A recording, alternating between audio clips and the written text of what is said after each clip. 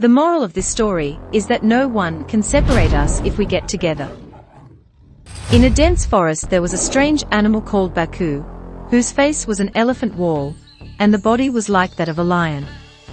One day Baku had a strange idea that she wanted to take all the animals in the forest captive to her, and rule the forest alone, while the Baku beast wandered around the forest for the animals. Meanwhile, two red cows, the blue rhino, Superman buffalo, are grazing and chatting in one place, and by evening they are on their way back to their respective homes.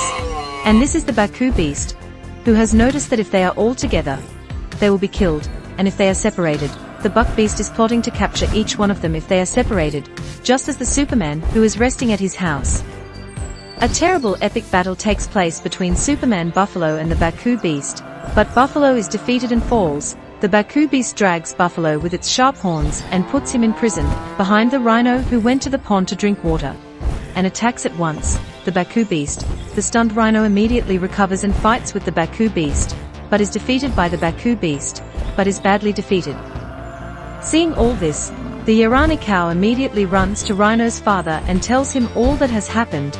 Immediately Rhino's father roars loudly and goes to Baku beast and fights. Between them the ultimate epic battle takes place. In that battle Baku beast is defeated. His baby rhino, Buffalo, cows are released by Rhino's father and takes them home.